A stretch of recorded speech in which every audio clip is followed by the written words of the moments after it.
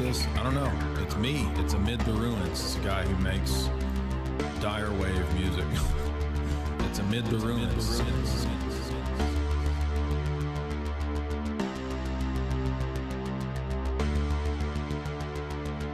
Dyer wave music.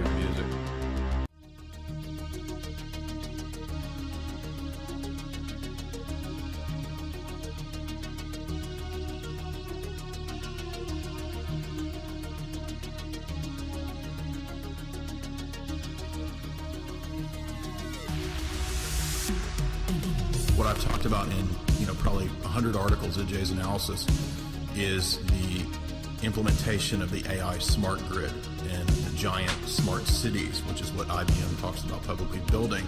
And that's where we're going, and that's what I think we have to be really concerned about. So all of these tensions, they are part of a long-term strategy to basically get everybody moved into mega cities. They'll be forced off of land and so forth for environmental reasons, and basically concocted and invented environmental nonsense. Then you'll be stuck in some hellhole mega city in a, basically a carton-sized apartment living over a Target or something, or inside of a Target or a Walmart, as I said several years ago. It's actually coming true now. There's actually Target cities.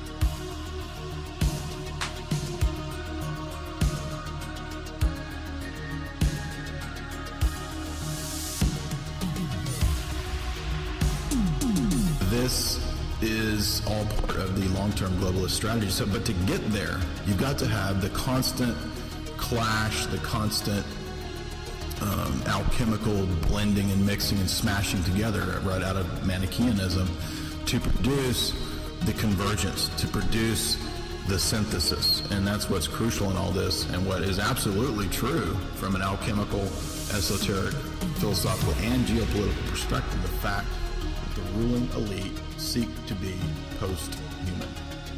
JaysAnalysis.com.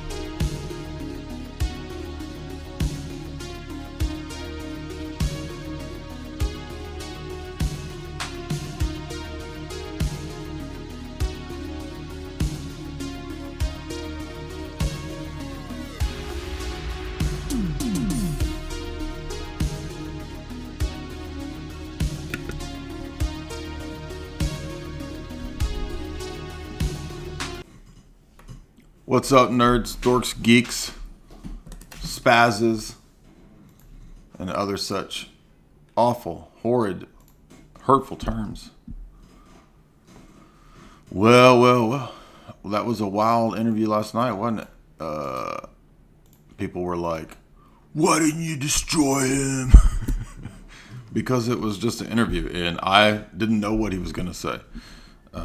When I was on Sean Stone's show, we didn't talk about the Gralians, the fake Gralians. So I didn't know what he was going to say. But it was well received nonetheless. We had a lot of viewers. We hit like 1,000 viewers last night. Or no, about 800, 900, something like that. Which is great for live. I think with Richard we had 700 or 800. So yeah, it was a really good conversation. Some of the things he was talking about, I was lost. I didn't know what he was talking about. But, my recommendation was to read Orthodoxy and the Religion of the Future, as you saw. So, from the Orthodox vantage point, where is it at? I've got it over here somewhere, I thought. I'm just surrounded by like this wall of books. Dang it. I wanted to have that. Oh, here it is. We did a whole talk on this book, 2 or 3 years ago. So if you're Orthodox, is a great place to start. And, that's what we recommended to Sean last night in the show. When you have people from like Hollywood dynasties or these kind of people, when you meet them, they always want to talk about their latest projects and all that, which is fine. I'm happy to do that, their books and whatnot. But I always want to know all this movie nerd stuff. Like what was it? What was Val Kilmer like? Like, did he take on the persona of Jim Morrison? Did you meet Val Kilmer? I'm assuming he did. They were on set together, I would assume so. But I guess he was a kid, so.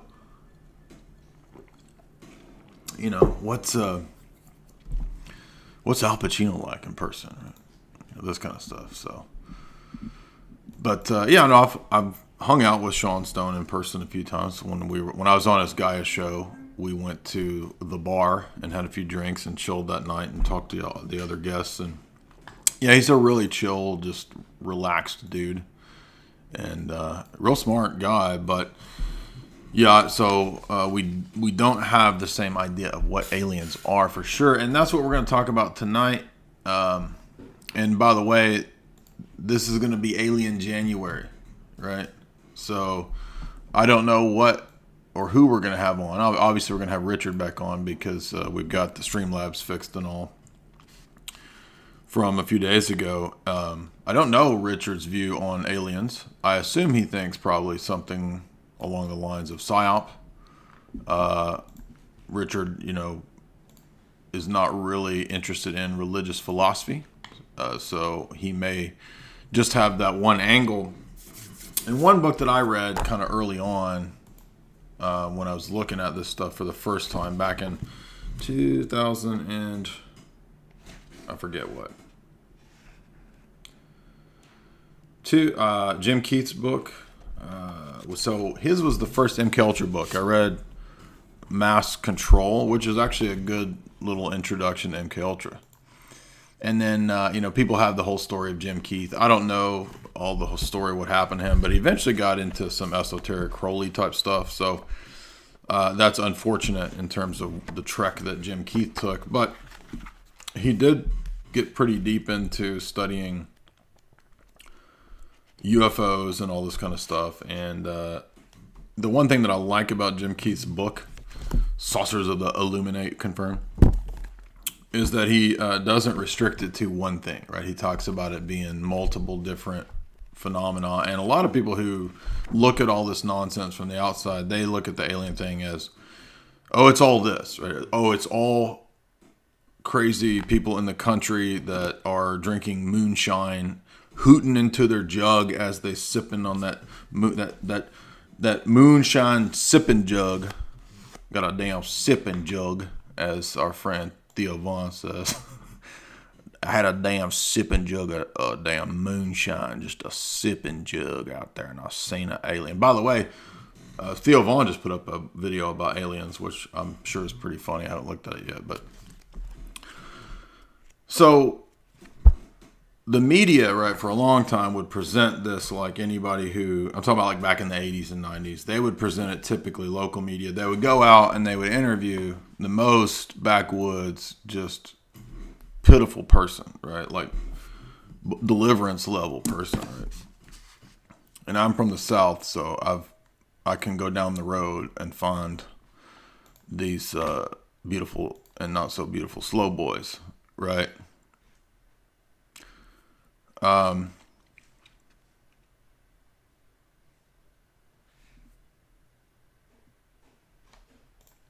And they would present it like anybody who claimed this stuff, ha ha ha, you're mentally insane. Now, a lot of those people are mentally insane, but again, we can't reduce every phenomena or event of this type to one simple explanation. And that is, I think, the first principle here. And that's the point Jim makes in this book. And so he eventually gets into, it's just like projections of the psyche. So he takes up this Carl Jungian approach. And by the way, Carl Jung has essays on UFOs, right? And what does Carl Jung say? Well, in typical Gnostic fashion, it's all a projection of our psyche, right? So we are manifesting the craft or the cigars or the whatever from our subconscious and all this. It was a bunch of nonsense. I don't think that's true at all. Right? Reality is not a manifestation of our subconscious. This is silly. Total Gnostic nonsense makes worldviews totally incoherent if we go down that route. So we know that that's not the case. So in that regard, we're going to say, there's some insights there in the Jim Keith book, but it's severely lacking. Now, as you know, I've cited this book in my book. Now, if you want my take on aliens, you get Esoteric Hollywood 1. I think there's an alien section in part 2 as well, right? Yeah, we cover H.G. Wells and all that. Now, he plays a key role in preparing us for this alien jibber-jabber back in the day, right? Back in them 1800s, lady of the evening, saloon spitting days, right? Just as the end of those flusies at the saloon were getting put out of business, up pops H.G. Wells on the scene to tell us about time machines going to the moon. Did you know he wrote a book in, I think, 1904 about going to the moon? And the astronauts seeing the space people on the moon.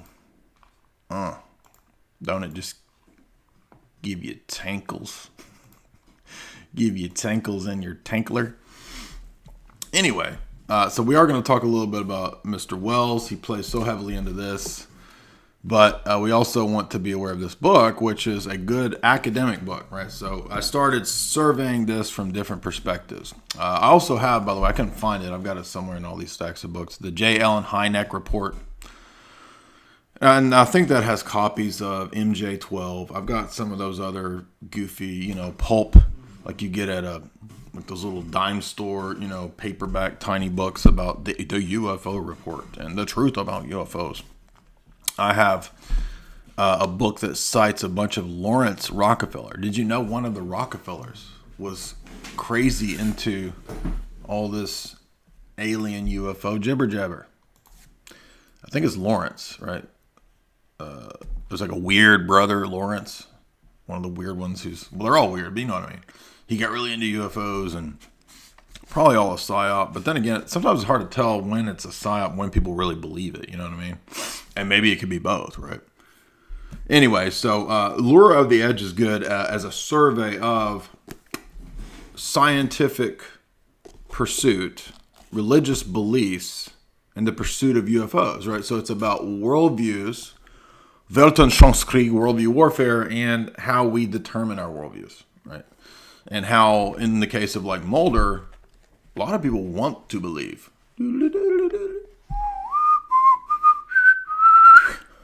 Right? She has sections on, for example, Carl Jung, Mircea Eliade, people that talking about the phenomenon. She talks about how it ties into the mythology of alien technology, right, being left to us. It ties into Kabbalism, aliens and Kabbalah. Yes, a lot of the cults, for example. And this is partly about UFO alien cults, right?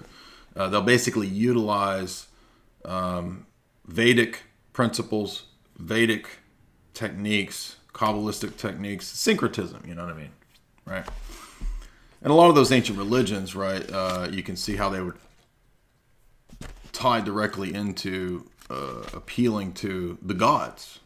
In fact, one of the first UFO cults that we're going to talk about here in a minute, the I Am cult, claimed that the UFO phenomena in the 40s, see these books get my allergies going, right? People were like, oh, he snorts cocaine before every episode, dude. Actually, the books are covered in cocaine dust. So the dust of the books is cocaine dust. So I outsmarted you all in that. She mentions the CIA being involved in NICAP, MUFON, right? I think that's pretty well known now. Really only the most dedicated outliers and hardliners believe in those kind of institutions.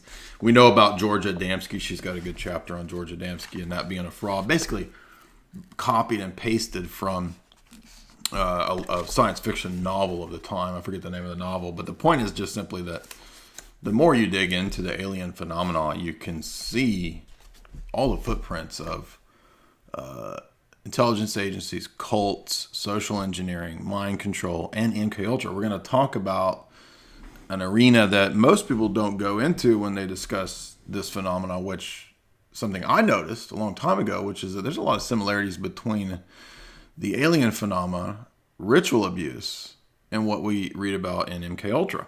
So perhaps the alien phenomena has been fostered and perpetuated by individuals in the black ops side of things that would like to experiment, so to speak, with new ideologies.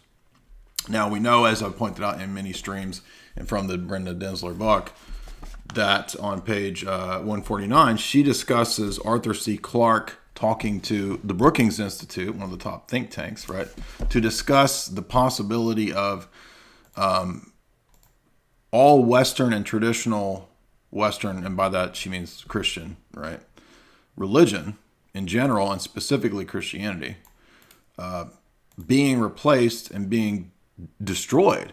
Literally, that's what it says. Oh, we're going to destroy Christianity if we can propagate the alien myth. Literally, right? So we have white paper documented evidence. A certain Dr. Holroyd, I think is who it is. Dr. Holroyd, writing for this top think tank for NASA and Brookings Institute, it's a co-op document, that this will destroy all of biblical Christianity if we can convince people of the alien nonsense. Okay. I'll show you here. If you don't believe me, it's in my book. I cite it, but here's the paragraph right there. If you don't believe me, you can screenshot that or just read it there. It will call into question the incarnation, right? And we'll get a bunch of alien jibber jabber and a bunch of butt stuff, right? Wonder why it's all a bunch of butt stuff. Yeah, exactly. Aliens just want to do butt stuff. Anyway. So we were talking about some of the other works that I read. So I read some of the pro-alien stuff, crap, the Hynek and that kind of stuff. Then I read Peter Levenda's trilogy, Sinister Forces, which has a whole volume donated or dedicated to aliens. He, of course, also takes this Gnostic approach to it, says that he thinks it's like, I don't know, entities, and they've been here for a long time and all this kind of stuff. And I think, no, that's it's demonic, right? And ironically, the weird part is that even in Sinister Forces, he cites Malachi Martin talking about aliens. And Malachi Martin says the Greys are like what are demons, basically. Now, one other interesting side element was that apparently W.B. Yeats also talked about the elves in this way. And, right, because he wrote these, essays. I have his book of his essays on like Irish folklore, this kind of stuff. The little people. Oh, yeah, the little people. We just want to put things in your boot hole. Bend over. Let me see your boot. Aye, the little people. My name's Officer Elf, and you're under arrest, laddie. Now I'll bend over. We're going to have a cavity search up here upon me wee little alien craft, you see. Have a craft beer in me alien craft, and I'll knock you out. That's what we're talking about here, right? So the little people obviously seem to bear such striking resemblances to aliens, don't they? Elves. W.B. Yeats writes about the elves. Now, I don't think it's a coincidence that Terence McKenna also talks about the elves.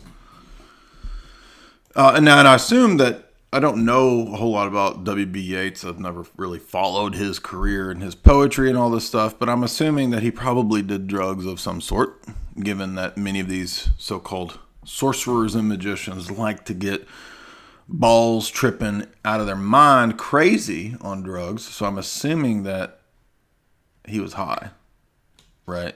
When he had his elvish experiences, right? Mr. Frodo, there's an elf coming. It's Legolas. The elves are coming. You want Legolas or Liv Tyler to show up? Remember when Liv Tyler comes on the scene and she's talking Elvis in slow motion? It's just, you go watch it now. It's really cheesy. She's like,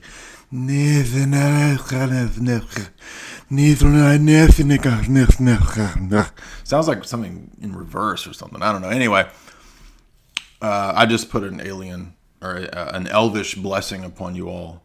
May the grace of the Valar be upon you. The elves, right? The elves seem to bear striking resemblance to the clockwork elves and to the entities and the beings that everyone sees. Now, why is it, by the way, that all the entities and the beings have the same message? Right? They have the same message the cults have, the alien cults. They have the same message the New Agers have. They have the same message Klaus and the global elite have. Whoa, shocker, right? Whoa, shocker, yeah. Exactly. May the grace of the Valar pass to Frodo. Frodo! Sam! Mr. Frodo, there's aliens. There's alien elves, Mr. Frodo. The clockwork elves are putting things in me boot hole, Mr. Frodo. Sam! No, Sam! We're going crazy here. We're going crazy. By the way, after this stream, directly after this 6:30, we will be over on your boy Lil AIDS' show. Join us over there with Lil AIDS, your boy Tristan, and we're going to be discussing Bertrand Russell, and what Mr. Russell said about scientism and why scientism is the new paradigm. And by the way, you might think that scientism is anti-UFO, anti-alien. No. Maybe scientism in the 1920s, 30s. But no. You see, this is part of the agenda to promote this new worldview, as the Brookings Institute says. Scientism nowadays is absolutely on board with the alien gibberish, the alien nonsense, because it's perfectly tailored for transhumanism and the Darwinian scientific mythos. It fits absolutely perfectly to it. By the way, Tim says this. I wasn't even expecting to, I'm not surprised, but I wasn't expecting to get into alien jibber jabber in this book because I thought it was just going to be about, the trip and all this stuff. But he actually says, when the entities come to you and they give you the Darwinian worldview, yes, he says they will teach you Darwinism in a mystical initiatic sense. This is page 40. By the way, we will get into that in the part 2 of Empty Man and the Psychedelic Experience. for the subscribers, right? We're not going into that now. I just wanted to bring it up that old Tim, brought up the entities and their initiatic mysteries that they initiate you into when you trip balls, baby.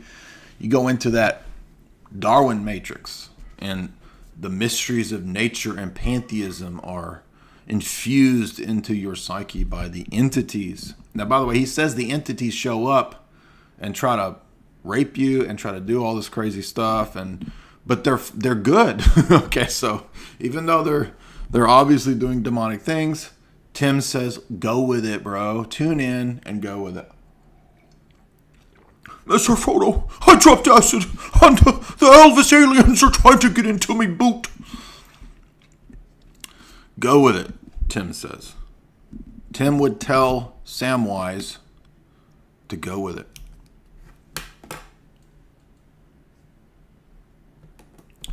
Samael wise. All right, that was dumb. I didn't even like that joke. I'm mad at myself for making that joke. That was stupid. Where were we talking about? Cults? No. I love these stream of consciousness streams. By the way, after the Sean Stone interview last night, we watched The Doors. I wanted to see if it had any oblique references to the Dave McGowan material. And then I noticed that young Jim is Sean Stone. Like when he's in the car and he sees the Indian, Floyd Westerman, who, by the way, is in X-Files. That's the FBI man went on a long journey. Floyd Red Crow Westerman is the ghost Indian who haunts Jim Morrison. And it's funny, if you watch it, you'll see Sean there as a little tyke. The haunted little tyke, Jim Morrison. Why was I going into that? Aliens? What did it have to do with Jim Morrison? I forgot. But what was I talking about? There's something to do with Jim Morrison and aliens, and now I've forgotten. Anyway, let's get back on track. We were talking about, yes, by the way, thank you for those super chats. We will get to those in a moment. Feel free to support the stream with your generous super chats. We had a lot of really generous people last night. I'm really thankful. That's awesome. It goes immediately to the funding of my UFO cult that I'm starting. And I will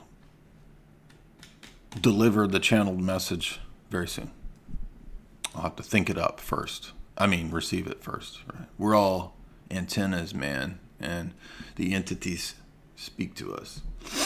But I can assure you that when I do set up my alien cult, it will involve basically you giving me your money and all of the supermodels in the world doing whatever I say, right? And I don't know, but isn't that always what happens in cults, right? They set up this pyramid scheme, you give them all the money, and anyway. And it's the same with the alien cults, right? Now, I've read and studied a lot on the alien cults. Oh, I remember what it was.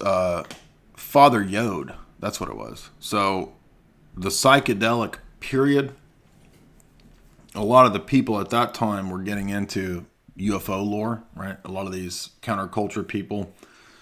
Leary, McKenna, Robert Anton Wilson, Keys. I don't know if Ken Kesey talked about aliens, but John C. Lilly, right? A lot of these people are consciously identifying the aliens with the entities that they speak to on their trips, right? And Lilly has 2 chapters in his book on that, for example.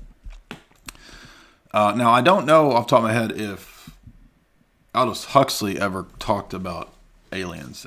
Maybe he did. I don't know. I've not read all of his writings. If anybody in the chat has any knowledge to that effect, you can let me know. But it would be interesting to see what Huxley ever said about aliens. But I was going through the books I read. That's right. Let me think. What was it that... Okay, so I remember. I read the Collins Brothers article alien smokescreen. It's probably still online. You could probably find that. And that was an angle that I'd never thought about. I read it, 10, 15 years ago, where they were talking about aliens having a connection to being a deep state cover. Like, if you're going to, run an operation or test out new technology, advanced technology, you can have a cover story or a disinformation cover story that, I've seen aliens out there, right? So the newspaper reports about the rednecks seeing aliens or something, right? When in fact, it's really just the local military base testing out their latest drone, their latest, silent flying triangle or whatever they have, right? That's, I think, another angle that I'd never covered. And also perhaps as a cover for black operations or black market stuff like drug trade. Put a nice, veneer of smoke screen that, there was a scandal at the local military base and craft were seen flying over, right? And this is to cover up from the fact that a plane landed maybe with, 5 tons of cocaine on the plane or something like this, right? So a lot of different potentials for why you can have cover stories. And it doesn't always have to be just advanced technology that they're hiding or covering up. It can also be criminal deviancy, criminal activity on the part of the elites and the establishment.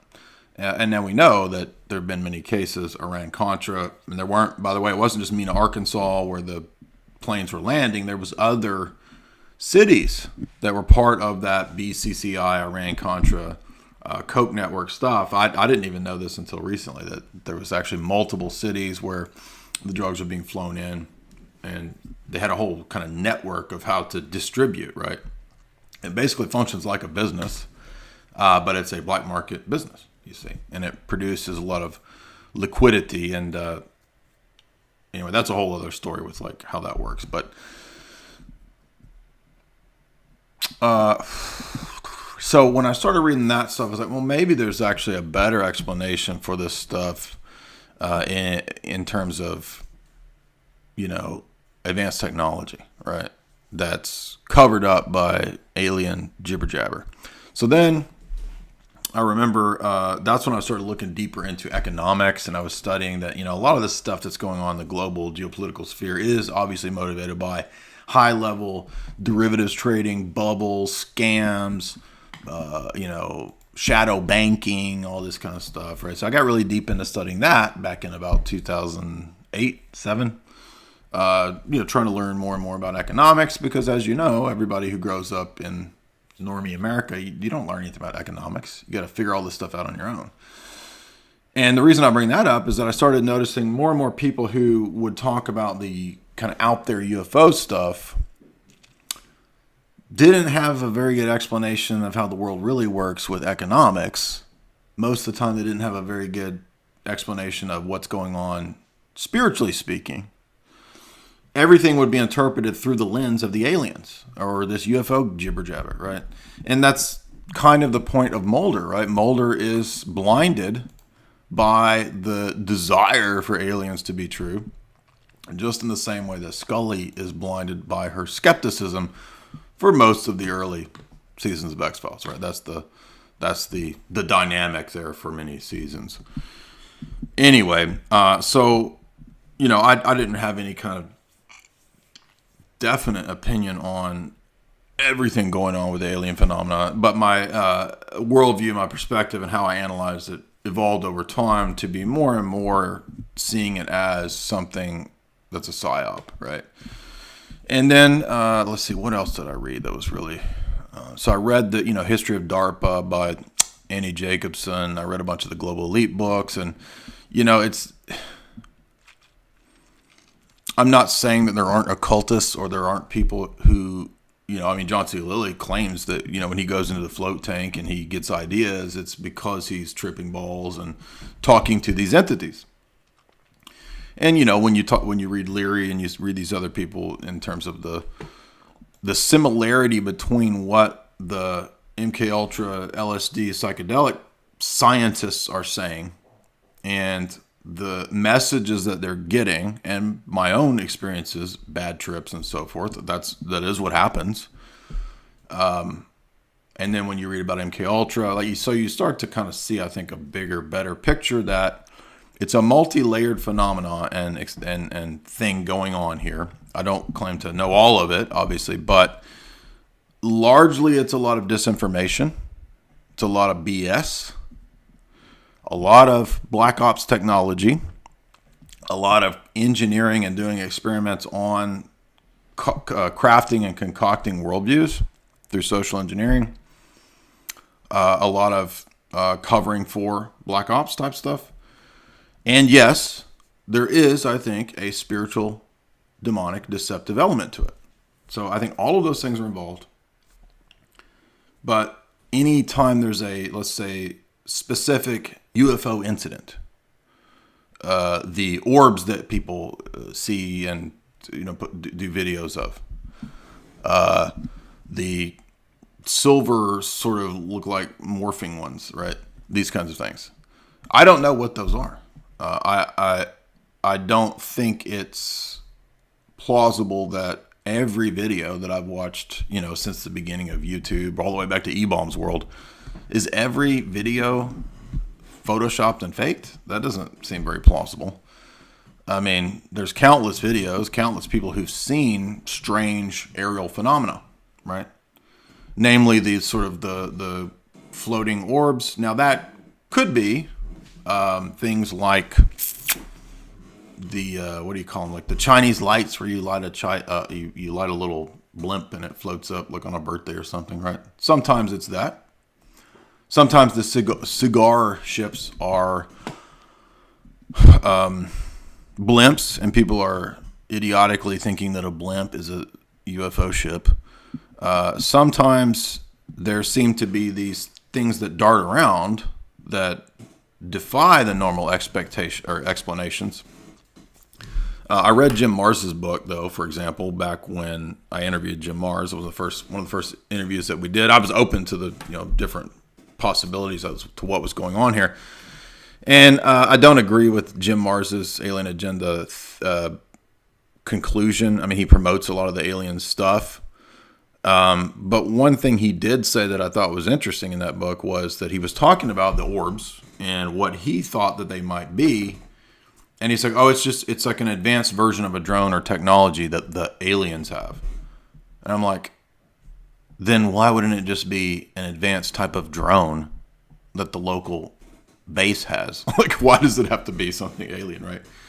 It's just like there's always a non sequitur jump to, oh, well, if there's technology that we presently don't understand, it's alien. Well, maybe the Pentagon has secret technology that they just don't tell people about, and it's not a damn alien, right?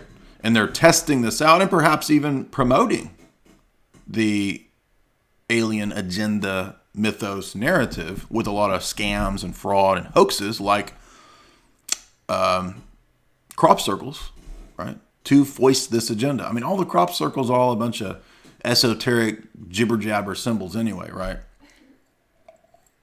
Oh, whoa, dude, you see that crop circle? It was like the Gnostic cross. No, dude, there's one over here, and it's like Pythagorean theorem, dude. The aliens know about the Pythagorean theorem.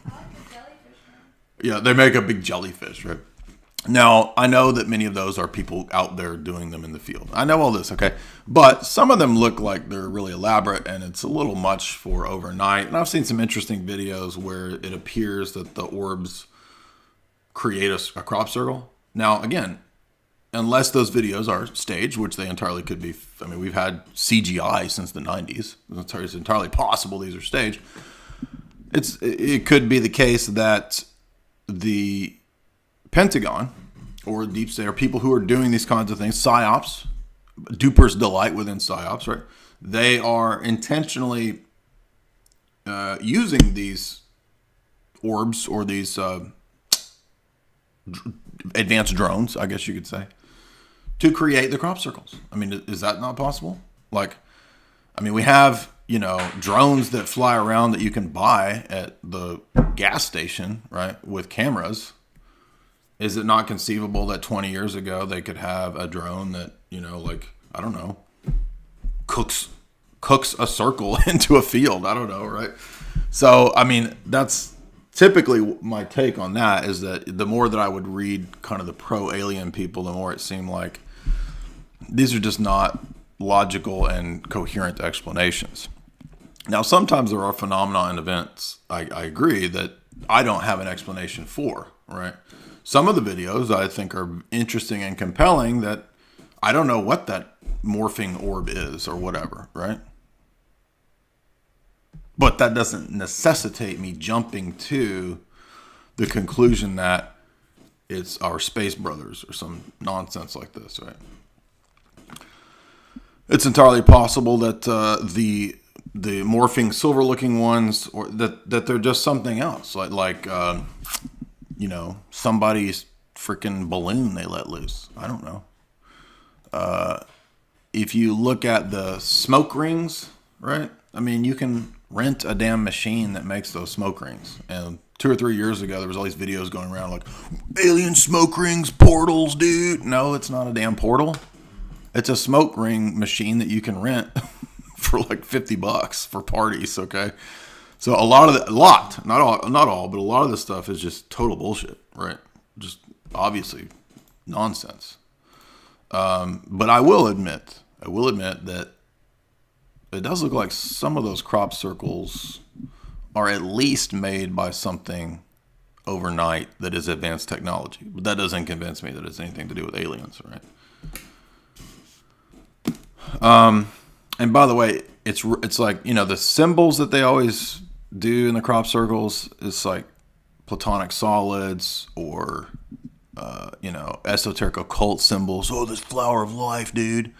Or Rosicrucian symbols, this kind of stuff. Now, isn't it interesting that Jacques Vallée, one of the central characters in this whole history, where's my Vallée book, of alien jibber jabber, why he's a Rosicrucian? Isn't that interesting?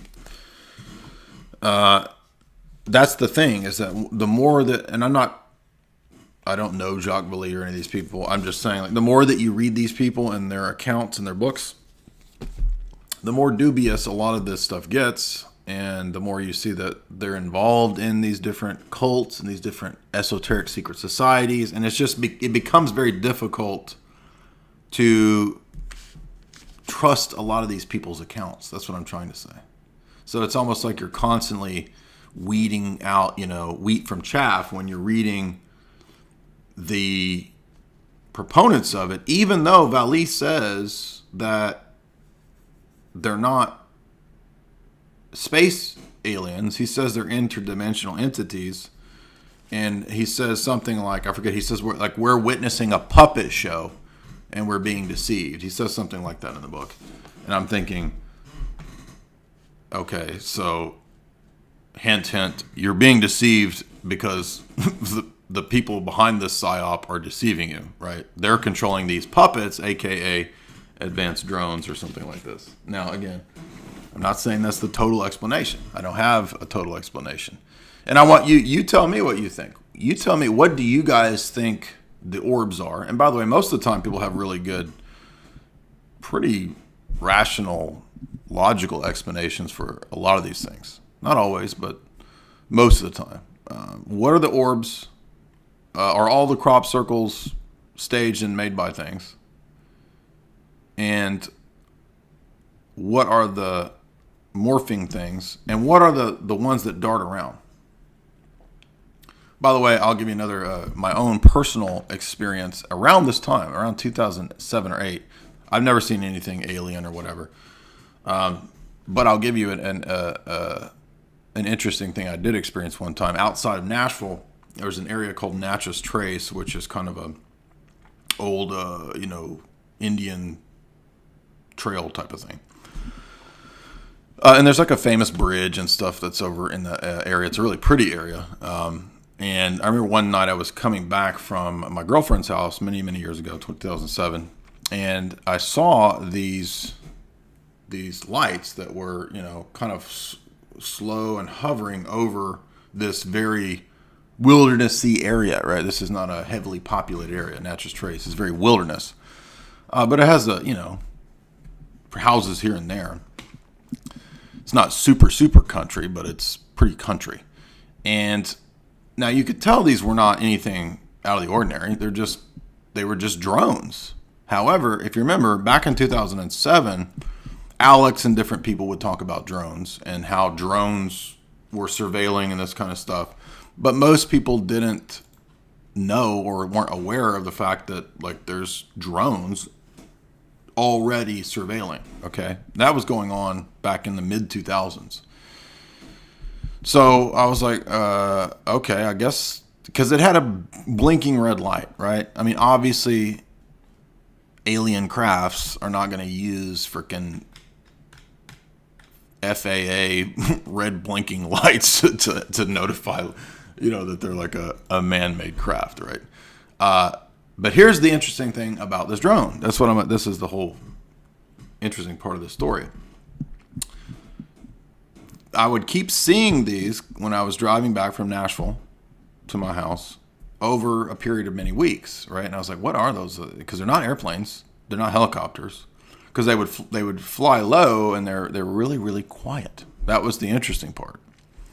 So one night I was driving back and I noticed one kind of on the horizon, and it was right at dusk. So it was, sun's going down. You can see a little bit. And it was, let's see if I could draw what it kind of looked like. It looked kind of like, let me think what it looked like. I'm trying to remember. I mean, it was basically just a silent, probably unmanned drone. Is all it was. It wasn't very big. It was about the size of my car, right? And it was kind of shaped like a plus sign, kind of, right? Like this, right? And so I'm underneath it. No, this is not supposed to be a wee or something like that. It's literally the shape of it, and it just kind of like went overhead, totally silent, no sound. That was the most interesting aspect of it. Had blinking red lights, so we know it was a man-made craft, right? So I don't know how low it was. I mean, it wasn't like right over my head. It didn't shine lights on me or anything like that because I was just on the road. I did park and I got out to view it, and it was like I don't know, just a silent, super silent drone, and it just went right, and then it shot up really quick.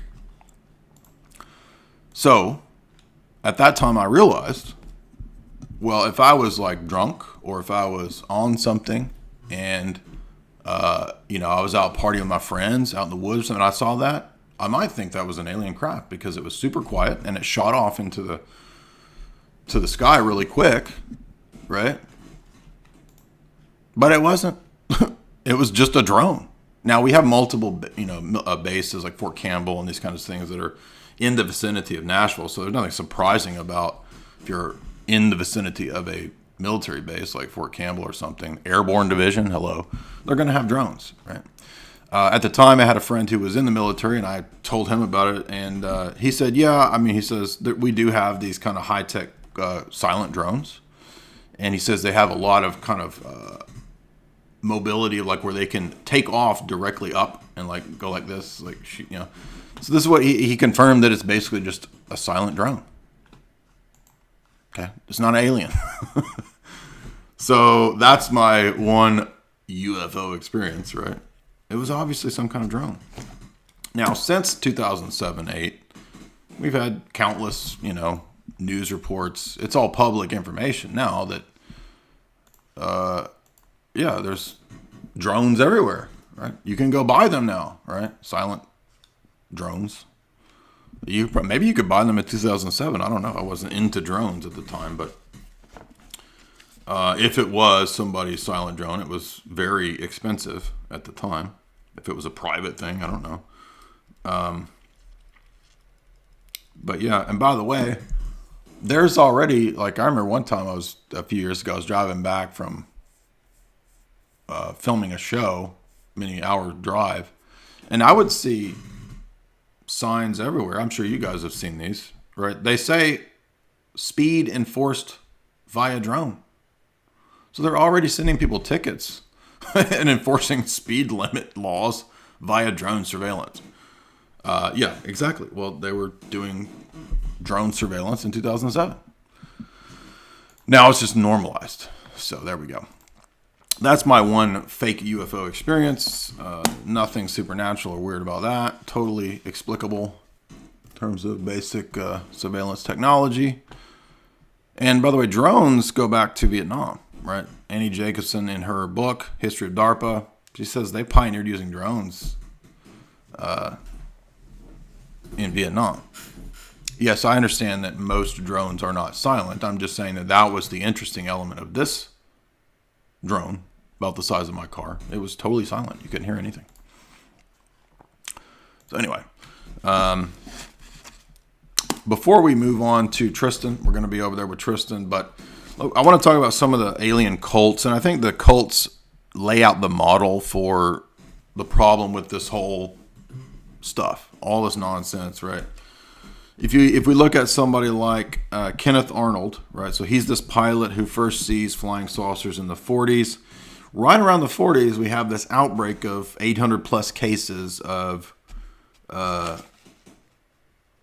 people reporting seeing these Foo Fighters darting about, right? And this is when we get Roswell, then we get Blue Book, this Project Blue Book. Oh, we're going to study it. The military, Air Force, they're going to study it. They're going to tell us what's going on, right? Now, my view is that Blue Book and MJ-12 are themselves intentional disinformation campaigns to create the alien narrative, right? I do not believe the Foo Fighters are aliens. I believe that they probably developed at that time. You could watch videos of, like, the National Socialist types working on creating those, flying saucers. So if they were trying to create those flying saucers back then, I'm sure they've been created. And I'm sure that the floating triangles are just more advanced versions of, like, B-52 bombers, right? B-52 bombers are silent. They're creepy triangles, right? That they say that's like the latest. That was like the last declassified, famous advance in aircraft was a B-52 silent bomber. I mean, really? So they haven't done anything since that? Come on. No, obviously they have, probably developed, probably almost undetectable craft, right? That would be my suspicion as to what the triangles are. There's people who speculate, they're nuclear triangles that are, basically just really silent craft that are run on free energy. I don't know. I have no idea. Maybe that's just internet jibber jabber. No, I don't mean B-50 stealth bombers. Excuse me. That's what I'm talking about. Stealth bombers. You know what I mean? Not B-52 bomber. The stealth bomber, right? From the 70s, the stealth bomber is like the last most advanced craft. Yeah, right. So when we look at now, maybe Kenneth Arnold was really seeing a bunch of saucers. Maybe he's part of the disinformation. I don't know. Don't really care. But George Adamski is a fraud. Okay, so the first so-called alien interaction, his whole thing is made up. It's borrowed from science fiction novels that came prior to him. And you will begin to see that there's a pattern, right? The pattern, I'm not saying nobody's had a thing happen to them, because I did think there could be a Black Ops MK Ultra element to it. But most of the stories involve people who got into esotericism and theosophy.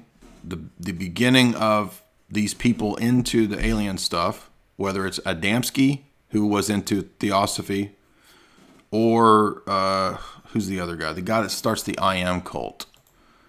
What's that guy's name? J. Gordon Melton. He also thought he could do telepathic contact and astral projection.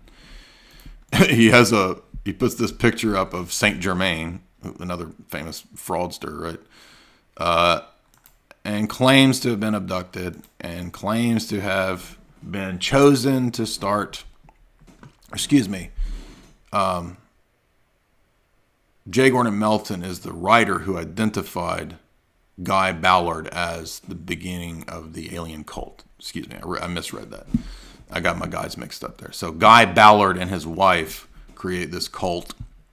And it kind of sets the stage for how the stories are going to be told from this point on, right? So when you watch Close Encounters of the Third Kind, which the Francois Truffaut character is based on Jacques Vallée. He's supposed to be Jacques Vallée, okay? The model for the close encounter and the abduction is set. Now, it's interesting, too, that with Adamski, all he did, not Ballard, but Adamski, all he did was take a bunch of syncretic religious mythology and blend it into his new alien myth. And when asked for proof, he took a photograph of a surgical lamp, like the head of the lamp, and this was his proof, right? And people who knew what a surgical lamp was pretty quickly debunked this and pointed out that this is a bunch of nonsense. But at the same time, right, what's the military doing?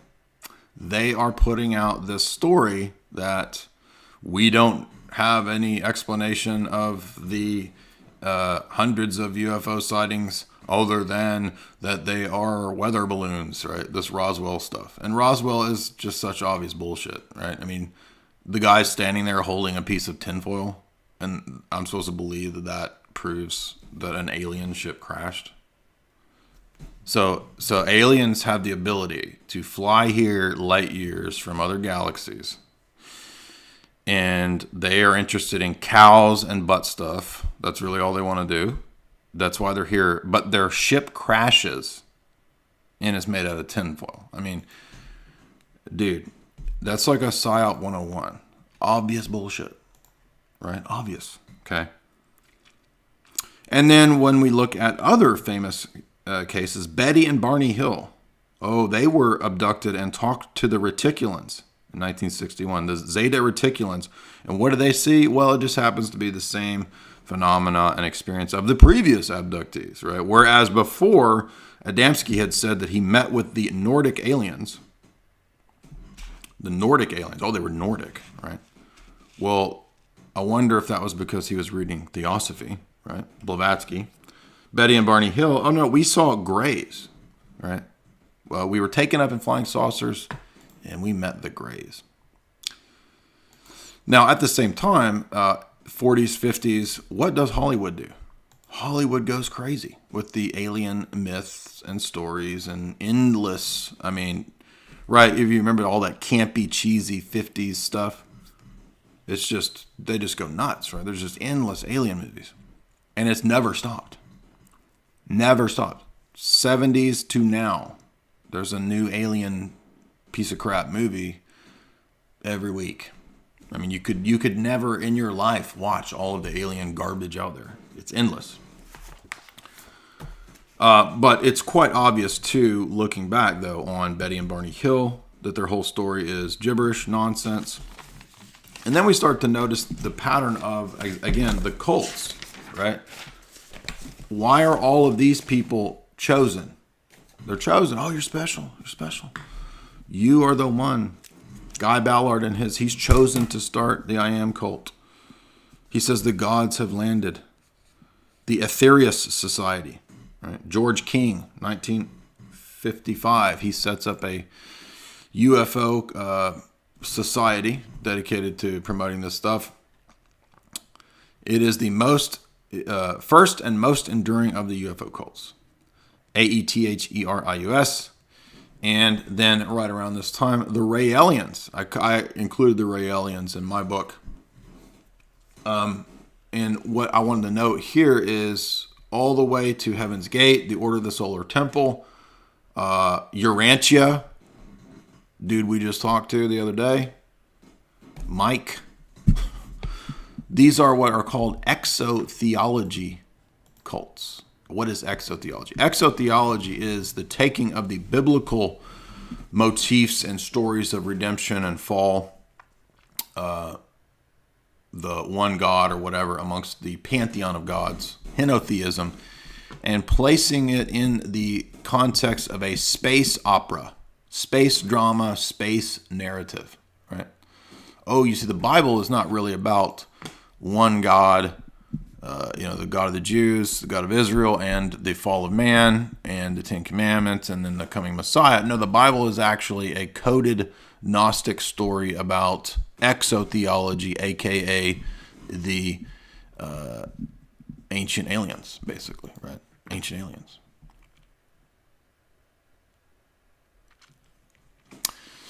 So you will notice that copy and paste pattern, and you just change up, by the way, if you want to start your own alien cult, it's easy to do. You just take a little bit of the Neoplatonic, Kabbalistic, syncretic, world religion, Hindu stuff, put it in a blender, right? Pour out of the blender the garbage juice smoothie, and you've got a new cult, right? And that's what you see, is that this is the copy and paste model. Hence, for example, L. Ron Hubbard. What does he do? Well, he goes through the ranks of the Crowley cult, which is also an alien cult, by the way.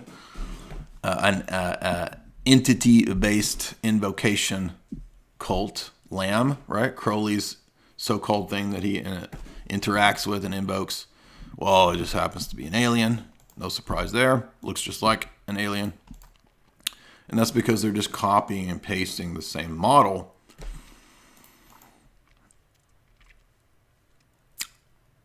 And I'm looking at the different examples.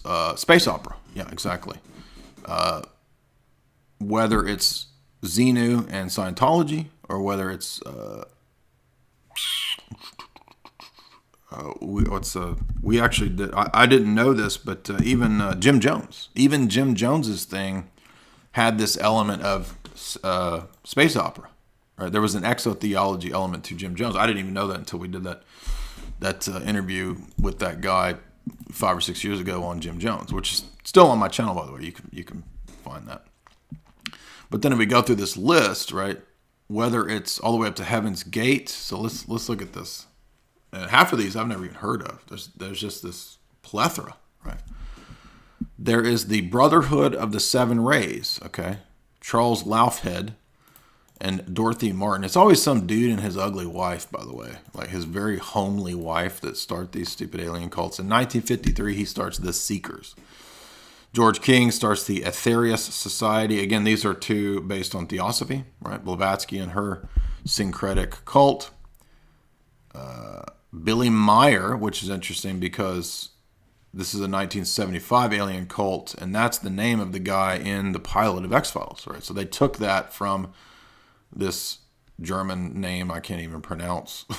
Freie Intergesellschaft für Grenz- und Geisteswissenschaften. This is his UFO cult. So, dude, for future reference, make your UFO cult at least pronounceable. Nobody can pronounce that stupid-ass name, dude, unless you're German. Ashtar Galactic Command, started by Thelma Terrell. Chin Tao, right? So now we have a Chinese alien cult by Han Ming Chen. Cosmic Circle of Fellowship. Fiat Lux. The Ground Crew Project. Heaven's Gate. By the way, if you go listen to the interview that we did on Heaven's Gate, there was a Fed element to Heaven's Gate, if you didn't know that.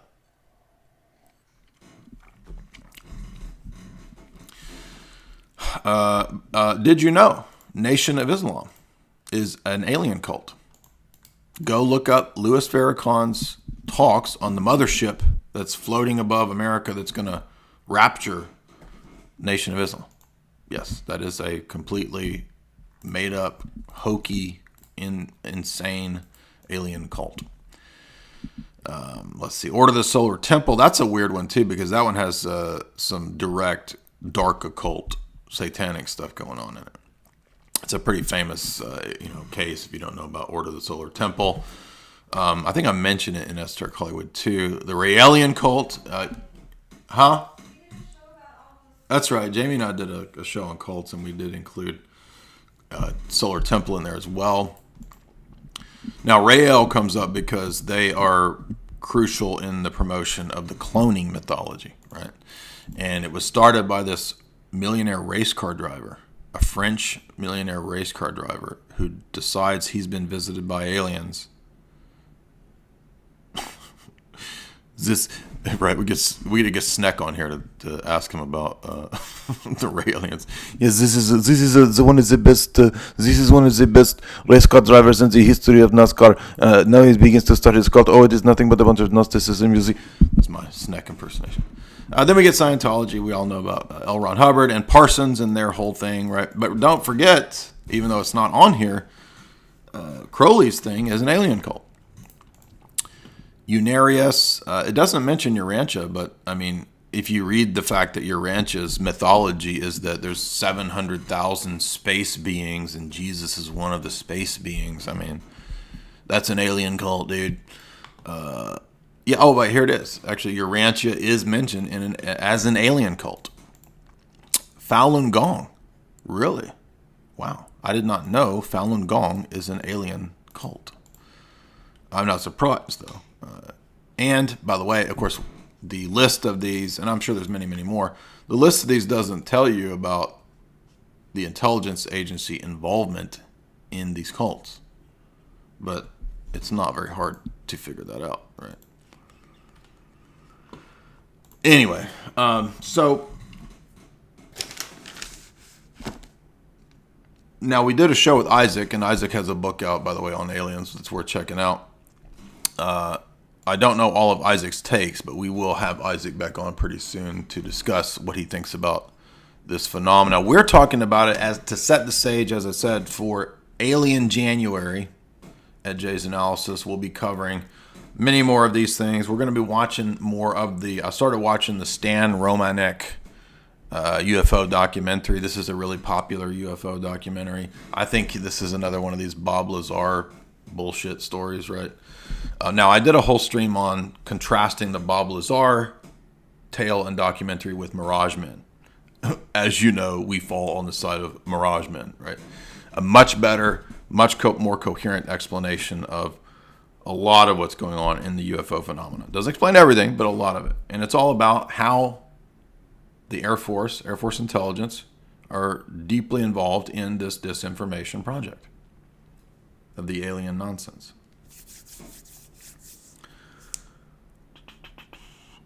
Now, one of the things that I want to mention that we talked to Isaac about was the Disney UFO documentary. This is a weird, forgotten documentary and conference that Disney had in the 90s that promoted all of this typical type of stuff in a kind of low-key way. And I think it sounds like Tomorrowland, and they were going to have all these UFO rides, and that the aliens are going to come and get us, and they're coming in waves, and there was going to be this, George Lucas was working on this alien ride like Captain EO, which, by the way, if you don't know, Captain EO with Jacko, right, is an alien story. Jacko saves us from the evil aliens, but Jacko's an alien, right? I mean, I'm sorry, but Jacko is an alien.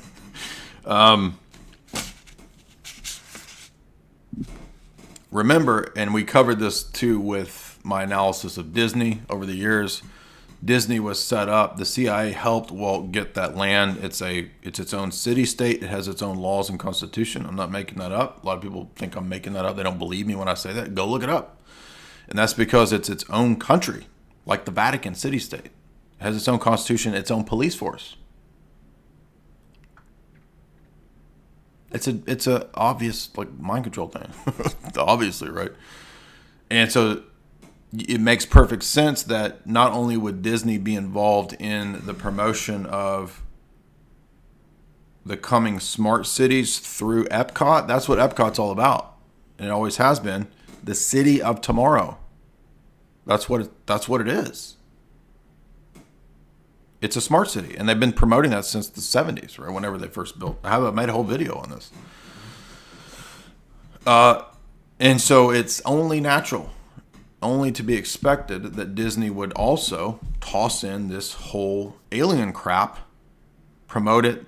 They made countless alien movies, by the way. Although I suspect that this UFO stuff, they tested the waters and it didn't go over well, right? There wasn't enough money there. So they didn't really push the UFO rides, the George Lucas ride, whatever the stupid ride he was trying to create was, it just didn't work, right? I mean, Captain EO, last time I was at Disney World many years ago, Captain EO was closed, right? So it's still there, but nobody goes there. It doesn't do anything when you go to Captain EO. But the building is still there, and it still says Captain EO. So, so that's just the Disney element of it. And, of course, we all know the rest of the whole, right? Hollywood has loved H.G. Wells, Jules Verne, all this alien crap for a long time.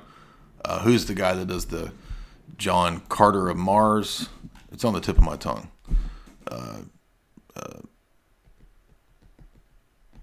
You guys will know.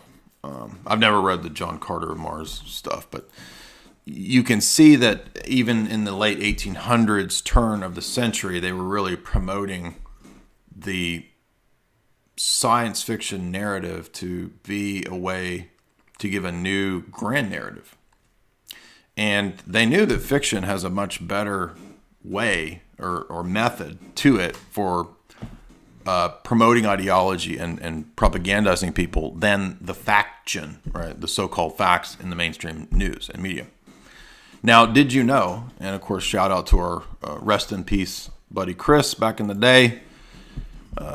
Chris, a long time ago, alerted me to the first big news psyop ever in history. Do you know what it is? It is the famous story of the bat people on the moon. Look it up.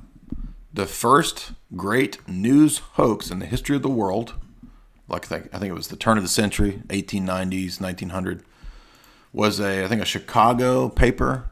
Forget what it was. Just look it up. The bat people on the moon.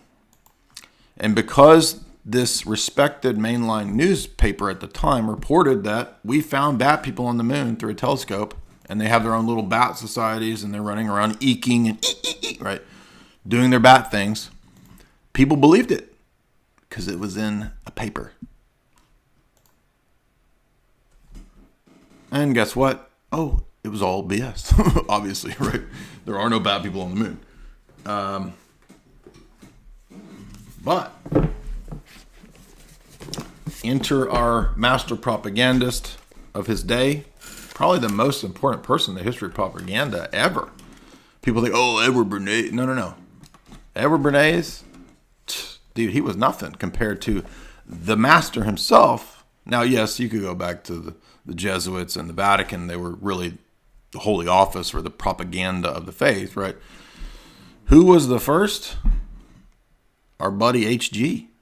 Right? You can't touch propaganda without going to the master himself, HG. High-level Freemason, open, more or less communist, although he thought communism was stupid, because he says in the books that we've covered, don't you stupid communists realize that the capitalists are the ones that are going to build the world order and then the communists take it over. That's what he says. He says we let the revolutionary capitalists build this gigantic corporate federation and then we just make it a communist world government. That's what he says in, I think, either one of these. Right? I mean, these are the two that, right. Good. So the father of the modern alien myth, literally, I mean, is there anybody more influential in terms of the alien myth than H.G. Wells? I don't think so. I mean, he's wrote the book on this bullshit, right? World of Worlds. And what was he talking about? Oh, a world order. Now, point being, the alien mythos was always, right? It's like the meme. It was always about aliens, right? It was always about world government, I'm saying. It was never about, let's send an email to ET. Let's send a Voyager probe out there with a golden record of Mozart and Michael Jackson and Prince playing. When the aliens find the record of Jacko playing in space, they'll wonder at our great cultural achievements, right? Hee hee. Chameau, right? No, that's idiotic. it's a modern utopia. It's not really a utopia, but that's what our buddy HG is telling us. And part of that storyline is the mutation of man. That's what this whole book is about. I've covered this, of course, many times, but again, once you understand that most of this story is already given to you as a big story, a lot of this really starts to make sense. Now, the last thing I wanted to touch on was the, remember we've covered with our buddy John C. Not really our buddy, but our dolphin bumping buddy John C. This lunatic has multiple chapters about his conversations with the beings. The beings. So as you know, he creates the float tank, that ridiculous movie that we covered, made fun of with Tristan. The one with, oh crap, what is it? I just went blank. Altered States, right? So Altered States, it's about John C. And this is all part of MK Ultra. Well known, it's not a question. The beings tell him all of this stuff. By the way, he even says in his account that I was raised Roman Catholic. I had problems with Catholicism, and I had problems with the idea of God. And so throughout my whole life, I was always going back and forth between aliens and God. Because it's demonic, right? I mean, come on. It's just so obvious, right? And what do the aliens tell our buddy John C. here? Humanity is at a crucial point in its evolutionary history. It's not ready yet for its next phase of evolution without, right? What do they always say? Let's go listen to every goofball on YouTube with their DMT trip report. Every clown, every moron on YouTube that talks about their trip, their Tibetan Book of the Dead trip. And it's that the aliens have a message for humanity. We're a cancer to the planet, and we need to be reduced in numbers. What does Terrence say? Right? The elves are talking to him, the entities. By the way, all the people with the DMT stories, they'll even say, like, man, I thought it was like this is the same message when people talk about the aliens, dude. It's like what the aliens are saying, dude, right? As if these are trustworthy entities. Like, why are you listening to a damn goblin, dude? You're going to talk to a goblin and listen to a goblin? Well, the goblins told me they want to help us. Well, if the goblins said it, I guess it's true, right?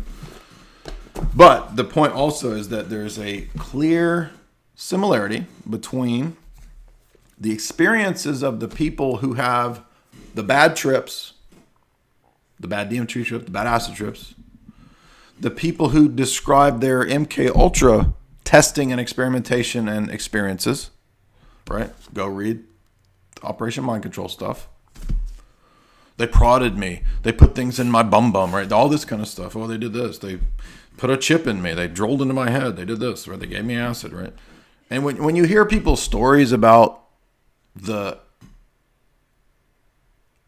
alien abduction and experience, it sounds a lot like people were tripping. Now, guess what? We know through Operation Midnight Climax, where the CIA used the mafia said, yes, friend CIA, come to our whorehouse. You can dose the unwitting Johns. And they did, right? Now, imagine going to a house of ill repute and you get dosed with acid. You wouldn't know what the heck's going on, especially if you never experienced or had any clue about what acid is and what it's like. You would think you had been taken up and you had seen the aliens, bro. Like, it's quite obvious if you've had a trip or a bad trip or something like this, and you've had that intense experience. Imagine, say, 1940s, 50s, 60s people, no idea what the LSD experience or mushroom experience is like. Suddenly they're given, say, a high dose of this by surprise, aka like what happens in Operation Midnight Climax. How do you think they would describe this experience? I met God, dude, right? Of course. Of course that's how they do. That's obviously, right? Because if you've had that experience, you know how intense and wild it is. I mean, you really feel like you're in another dimension. All right, so there's, again, it's just too close of a parallel between the acid trip, the shamanic ritual initiation experience trip of meeting the gods, the DMT, Terrence McKenna, Tim Leary, meeting the entities and the elves story, the MK Ultra mind control LSD ritual abuse story, and that's the other thing, the ritual abuse. If you read Colin Ross's book, I don't agree with everything Colin Ross says, but he has treated and dealt with a lot of these people and their wild, bizarre stories about ritual abuse, growing up in generational. Oh, and guess what? Many of the abductees are generational. Many of the people who have these experiences, generational. And it's built into the nature of this kind of a thing that these things mess people up, the drugs and the abuse, and then they become unstable and uncredible people, you see. So their testimonies lose weight because they sound crazy, they are crazy, they've been abused, this kind of stuff, right? I'm not saying that everybody who has some crazy story is telling the truth, right? There's a lot of people who do have schizophrenia, who do have paranoia. Oh, the government's after me. Well, the government's not interested in you, dude. You're just a homeless guy. I'm sorry, but they're not interested in you, right? But there are other people who have these kinds of experiences who may just simply have been the victim of something bad, been the victim of abuse. So, point being, I see a lot of parallels between what we see in the cases of people with ritual abuse, what we see in the accounts of the history of MK Ultra, and what we see in the accounts of people in cults, alien cults, and the DMT LSD trip stories.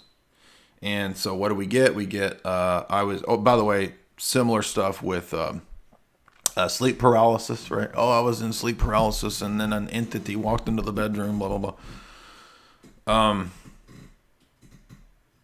We get the patterns of important dates in their lives. So like occult calendars, abduction dates or whatever. Missing time. Missing time can be a result of the drug use, the drug trip. We get the case of seeing the lights, the beings of light. Again, ancient religions, mysticism, the demonic. Satan can appear as an angel of light, as Paul says. The ancient religions, especially the shamanic traditions, of course, have always included this whole idea of the drug trip being involved in the way that you contact the gods. And even nowadays, in the ritual magic circles of the Crowleyans and people like this, they will utilize drugs to contact the other side. So for me, it's like, this is an open and shut case that the supernatural element of this stuff, and there is an element of it, is the people that are being forced or intentionally trying to contact the entities via, especially drugs, maybe not in every case, but especially the drugs. They're interacting with demonic entities. Demonic entities always have basically the same message of depop the earth, creating a world government, choosing complete lunatics to be their chosen alien vessel representatives, right? And the element of the black op military people who have had a long history of MK Ultra. That's what they did. Do you think people like Jose Delgado or Ewan Cameron, if they're going to experiment on people, that they would have any qualms about foisting an alien myth or dosing innocent people with drugs? Of course not. They're psychotic, psychopathic, mad scientists. They would get off on it. So this, to me, is pretty obvious. By the way, so other things too, the abductee type people, marks on their body, strange marks, microchips, supposedly.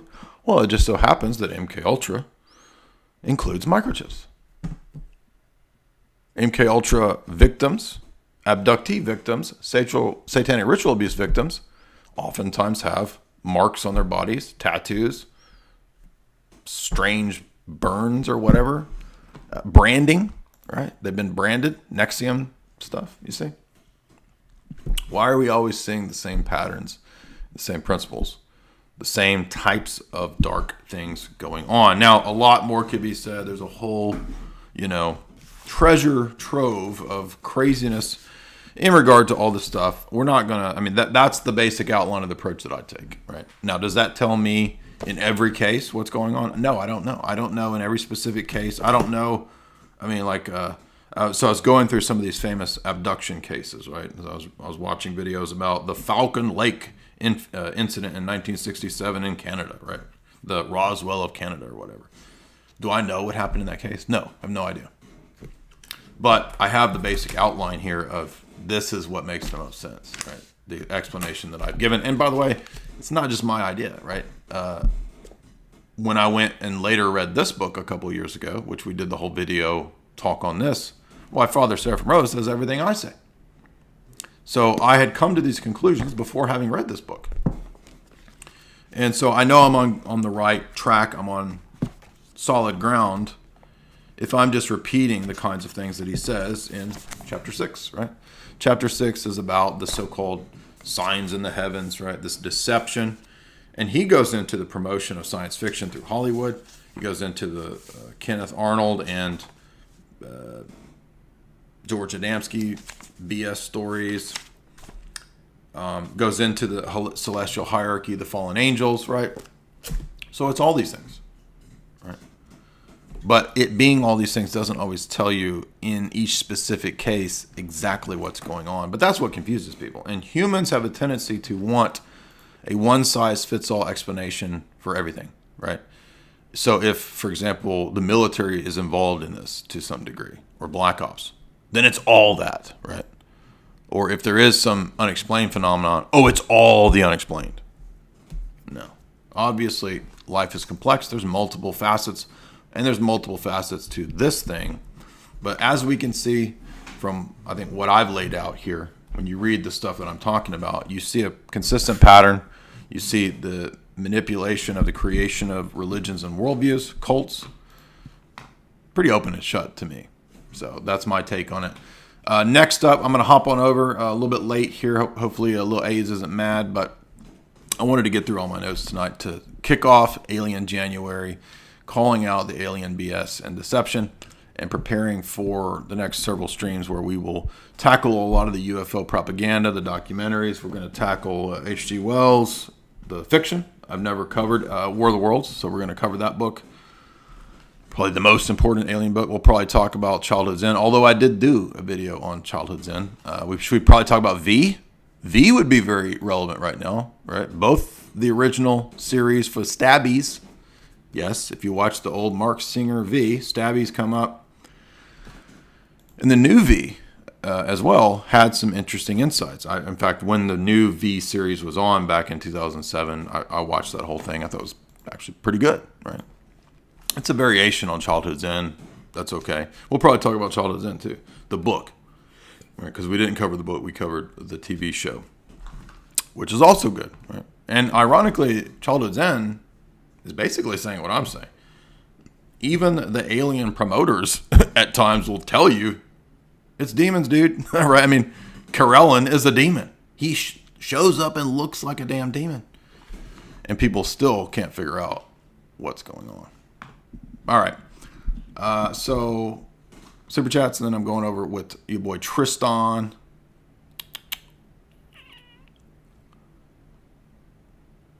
Jay Connor, $5.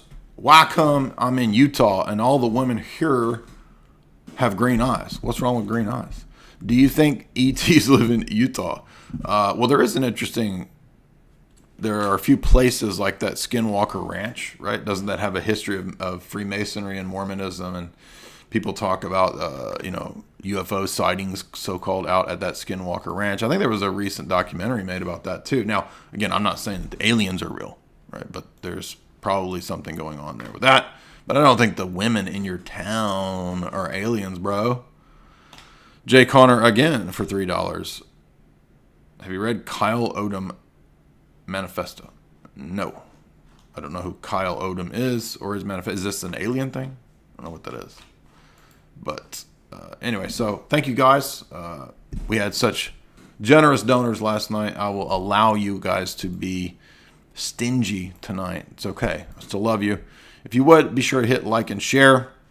I know we didn't go into a lot of the Book of Enoch and Genesis 6 stuff. We'll save that for the next time, but I just want to cover roughly what I think is going on in the cults and the patterns, and that it's demonic and it's like SRA stuff, right? That's what's going on, dude. And it's being used, right, because Klaus and the World Economic Forum now are saying, get ready, you're going to have disclosure, alien life. Where's my... And then what? So this week, New York Times, or maybe it was a month ago, New York Times, Science Magazine, Fox News, on and on and on.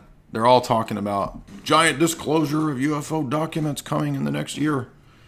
So get ready. If you thought 2020 was buck wow, get ready, dude. Because 2021 and 2022, okay, it's going to be alien BS out the hole. Alien BS out the beehole. Get ready. Here we go. And hop on over to Tristan. Your boy Tristan, Primal Edge Health right now. I'm going over there with that boy.